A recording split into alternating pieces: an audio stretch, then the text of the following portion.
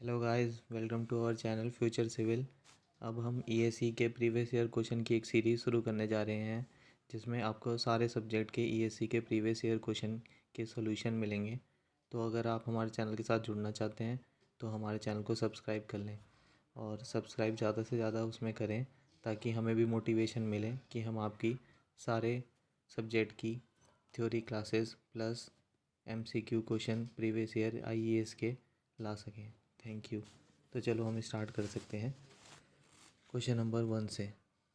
तो इसमें क्या पूछा गया है, given that the base period of is 100 days and the duty of the canal is 1000 hectare per cumec, the depth of the water is. तो इसमें आपको डेप्थ ऑफ वाटर पूछा है। डेप्थ ऑफ वाटर क्या होता है, डेल्टा। डेल्टा आपको इसमें सेंटीमीटर में पूछा है, तो सेंटीमीटर में हम फॉर्मूला क्या यूज़ कर सकते हैं, 864 B divided by D. B आपका क्या हो गया, बेस पीरियड। डी क्या हो गया आपका, ड्यूटी। तो delta is equal to 864 into base period आपको कितना दे रखा है, 100, डिवाइडेड बाय ड्यूटी कितना दे रखा है, 1000। तो अगर हम इसे सॉल्व करेंगे तो आपका आंसर आएगा 86.4। तो आई होप आपको ये समझ आ गया होगा। चलिए हम नेक्स्ट क्वेश्चन की तरफ अब मूव करते हैं। नेक्स्ट क्वेश्चन आपसे पूछा है, गिवन है the following data were recorded from an irrigated field. तो आपको फील्ड कैपेसिटी दे रखी है, परमानेंट विल्टिंग पॉइंट दे रखा है, permanent depletion of available soil moisture दे रखा है 50%, dry unit weight of soil दे रखा है आपको 15,000 kgf per metre cube and effective rainfall आपका दे रखा है 25 mm। तो आपसे इसमें पूछा क्या है, based on this data the net irrigation required per metre depth of the soil. Net irrigation आपको इसमें निकालना है। तो ये सिंपल है, पहले हम इसमें निकाल लेंगे रैम, रेडिली अवेलेबल मॉइस्चर। तो रैम कैसे निकालेंगे, परमानेंट डिप्लीनेशन, ये यानी कितनी है 50% into field capacity minus PWP। ठीक है, तो हम 50% को क्या लिख सकते हैं, 0.5 लिख सकते हैं हम। और फील्ड कैपेसिटी हमें कितनी दे रखी है 20 माइनस PWP हमें कितना दे रखा है 10। तो इससे हमें क्या आ जाएगा, रैम आ जाएगा हमारा, कितना आ जाएगा 5%। ठीक है, हमें अब रैम पता चल गया है, कितना आ गया हमारा 5% हमारा रैम आ गया है। अब हमें निकालना है नेट इरीगेशन, हमें निकालना है। तो हमारा फॉर्मूला क्या होता है, gamma D by gamma W into D into RAM. तो गामा डी आपका क्या होता है, यूनिट वेट ऑफ सॉइल।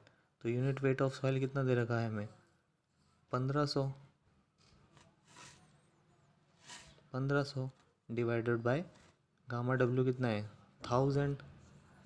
और इसने बोला है डी क्या होगा हमारा, इसमें लिखा हुआ है ना आपका, ये देखो, पर मीटर डेप्थ ऑफ सॉइल, पर metre depth of the soil. तो हमें इससे ले लिया, डी ले लिया हमने 1000। और रैम अभी हमने पीछे निकाला था, कितना आ रहा था 0.05। तो जब आप इसे कैलकुलेट करेंगे तो आपका आंसर आएगा 75। तो अब इसने ये दे रखा है इफेक्टिव रेनफॉल। तो इसने इफेक्टिव रेनफॉल दे रखा है, तो आप इसको 25 को 75 में से माइनस कर देंगे, तो वहीं आपका आंसर हो जाएगा, यानी 50 सेंटीमीटर। तो ये आपका आंसर हो गया 50 centimetre.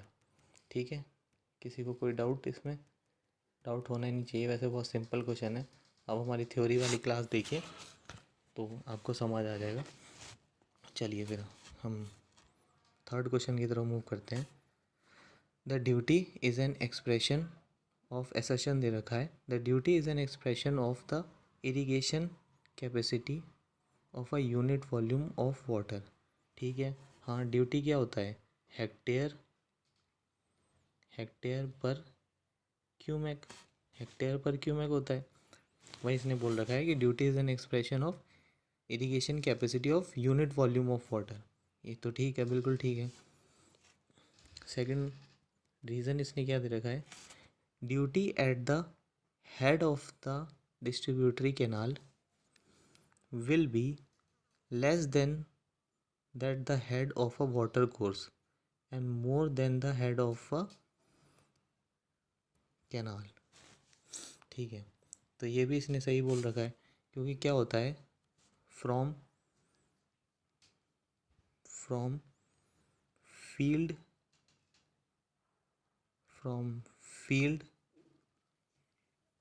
To main canal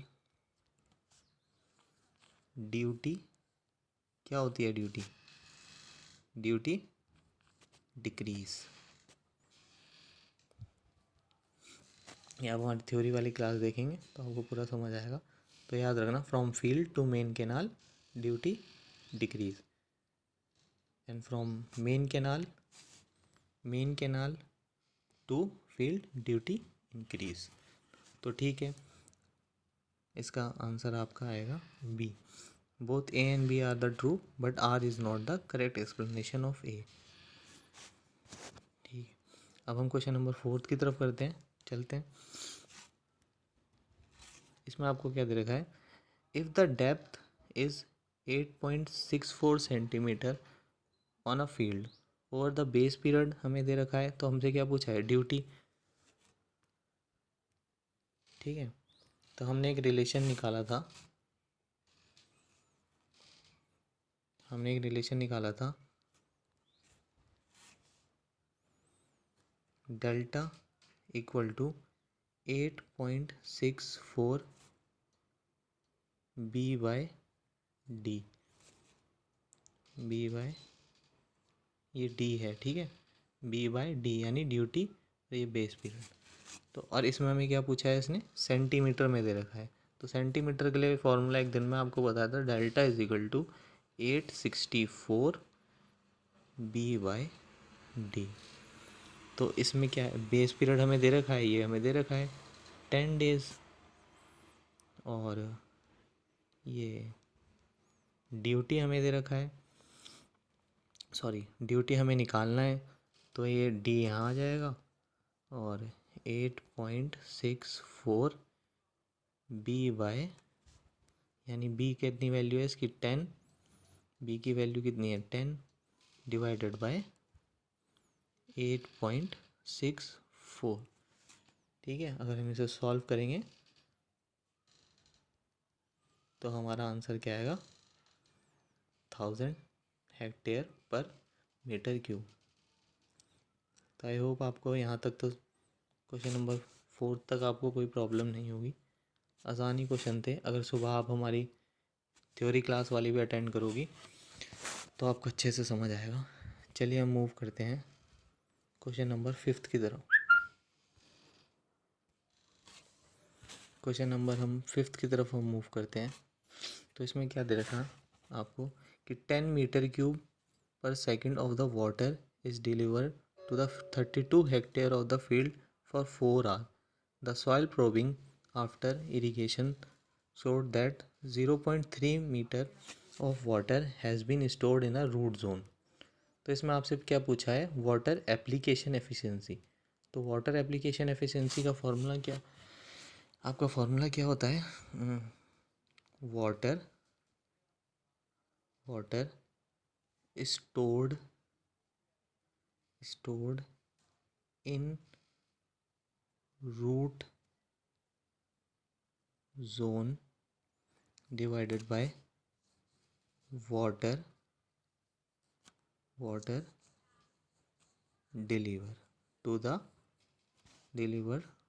to field, ये आपका फॉर्मूला होता है। तो सिंपल है, इसे सबसे पहले हमें क्या निकालना है, water stored in a root zone.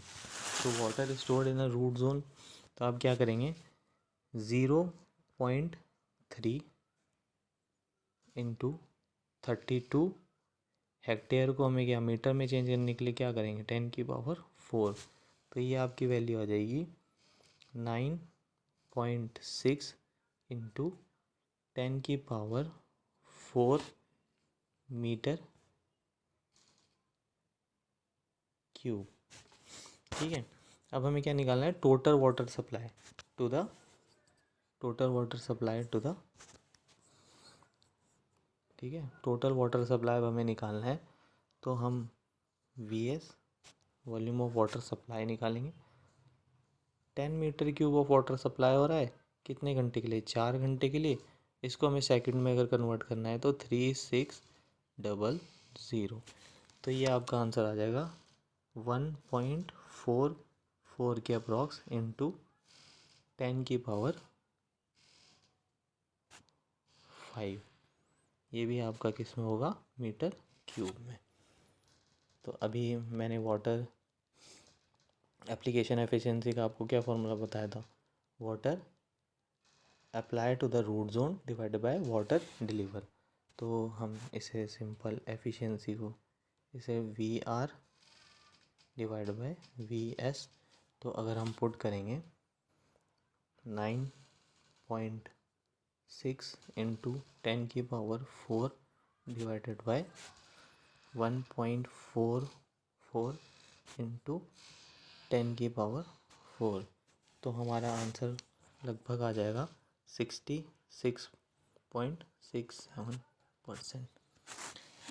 यानी option number B is correct.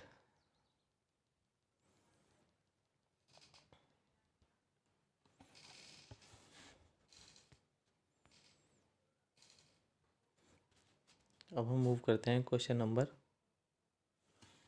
6 की तरफ। तो क्वेश्चन नंबर 6 में आपसे क्या पूछा है, a canal was design to supply the irrigation need of 1000 hectare of land grown rice, जिसका आपको बेस पीरियड दे रखा है 140 डेज और डेल्टा आपको दे रखा है 130 centimetre. If the canal water is use to irrigate the wheat of base period आपको wheat के लिए दे रखा है इतना और डेल्टा इतना दे रखा है, तो हमें एरिया निकालना है। तो सिंपल है, कौन सा फॉर्मूला हम यूज़ करेंगे, डेल्टा इक्वल टू 8.64 B/D। ये आपका हो गया राइस के लिए। ऐसे करके अगर आप वीट के लिए निकालेंगे तो सेम फार्मूला होगा। ठीक है, तो हम इसे कैसे लिख सकते हैं, D1 delta 1 divided by B1, D1 delta 2 divided by B2। ठीक है, ये लिख सकते हैं। अब D1 को हम क्या लिख सकते हैं, एरिया A1। ठीक है, एरिया के उसमें फॉर्म में लिख सकते हैं, area 1 delta 1 divided by B1 is equal to area 2 delta 2 divided by B2। ठीक है, तो हमें A1 दे रखा है, डेल्टा 1 दे रखा है और डेल्टा 2 दे रखा है, B2 दे रखा है। तो हम सिंपल फार्मूले में पुट करेंगे जहाँ से हमें A2 की वैल्यू मिल जाएगी। तो क्रॉस मल्टीप्लिकेशन करने से 119 divided by 140 into 130 divided by 50, ये यहाँ इंटू करके मैं यहाँ लिख रहा हूँ 1000। ठीक है, तो आपका एरिया कितना आ जाएगा, जो एरिया 2 यानी वीट के लिए जो आपको दे रखा है वो है 2210 हेक्टेयर।